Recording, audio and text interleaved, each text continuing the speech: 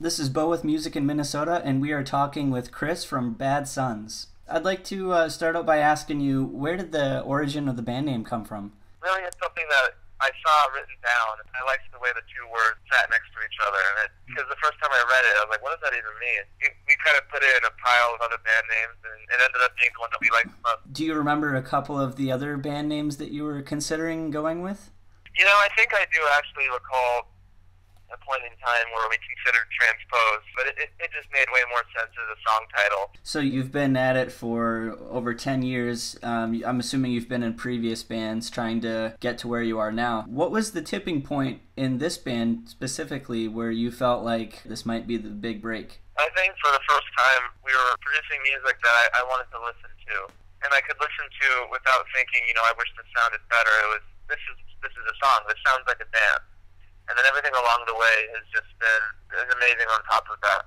Excellent. So do you feel that maybe before you were trying to emulate other bands? I think that might be fair to say. Well, you know, in a way you always are, especially when you're younger. You want to be this person, you want to be that person. That's some good advice for other bands as well, too, just to go with their own sound and not try to be somebody else. Exactly. You know, it's like, how do you get there, though? You know what I mean? How do you get your own sound? That's not easy. It took us so many years. You get to that point through emulation, and eventually you get there. I don't know. It's really confusing. You went into the studio with producer Eric Palmquist? Yes. Was he one of the main reasons of when you guys started to finally find your own sound? Yeah, he definitely helped. It was one of those things where we're so young and we're going back and forth on things several times. So, I mean, I had just gotten a Fender Strat, and I got a Vox AC30 around the same time, a few months apart. You know, as we're trying to find a sound, I was kind of figuring out my guitar tone, and he would suggest, like, okay, let's limit ourselves to this combination, you know. So Ray and I both play Strats through Vox amp. He would kind of lend guidance. And then, you know, eventually, you know, as we came back, we recorded the album with him. There are so many different definitions as to what a producer is and what a producer does. Some producers, they write. Some producers, they bring the music to the table.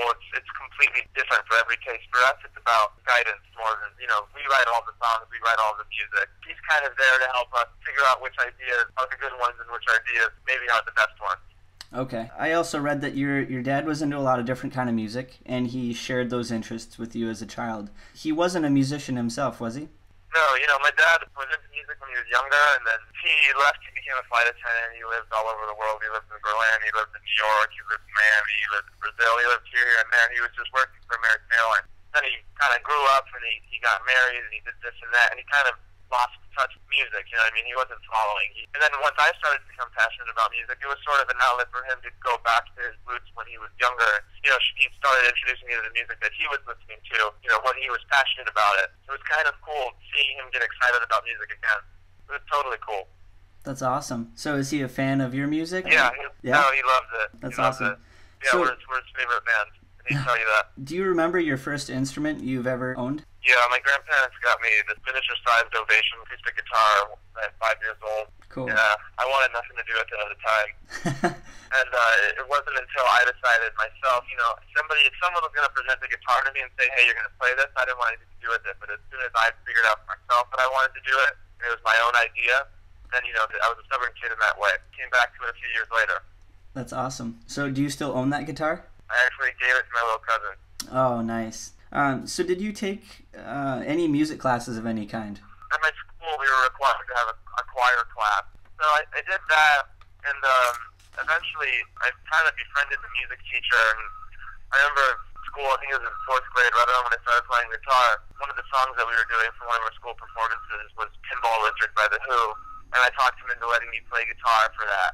Oh, nice. I was quickly manipulating the system so I could be, you know, playing guitar in front of all of my school friends and their families and stuff. You know, I wanted to be on stage playing for people. Were you born in L.A.? I was born in Tarzana, and I lived in Miami for the first 4 years of my life. And then I moved to Los Angeles because it was more practical, because it was where my grandparents were. And my parents are both flight attendants, so they were constantly leaving the house, and it was just good to have other people to watch us whenever they were both gone.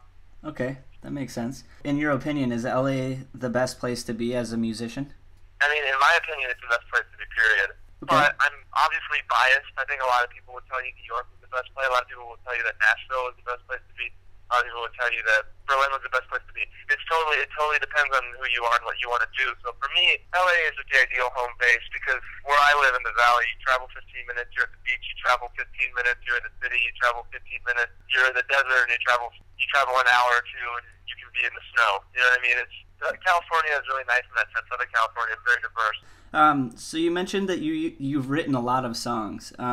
Do you write all of your songs, or do you sometimes have some writers that help out? No, I write the songs. The other guys in the band, they're more about their instrument, but it's great for me with this, the progression that they have. Like, you know, a lot of the music, the musical ideas will come from Gavin or Ray or Miles, and that'll then inspire me to kind of, you know, take it to the next place, or vice versa, and then this person will have. So it's really a collaborative effort between the four of us.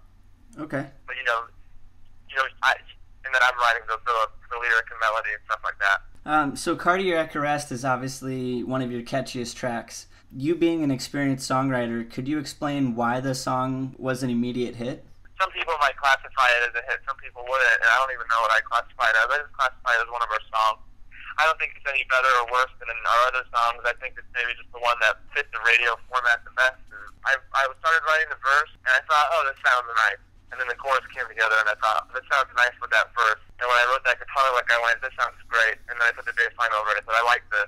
And that was all. I never in a fucking million years would I ever think, what's going to get on the radio? How do I write that song? Never in a fucking million years would I do that.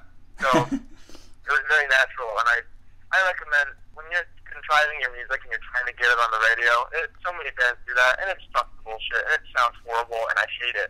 And I feel really strongly about that. Do whatever it is that you actually want to make and what you want to listen to, and don't try and sound like the fucking Mumford and Sons and write a song that's happening right now. You know what I mean? A lot of bands make me sick.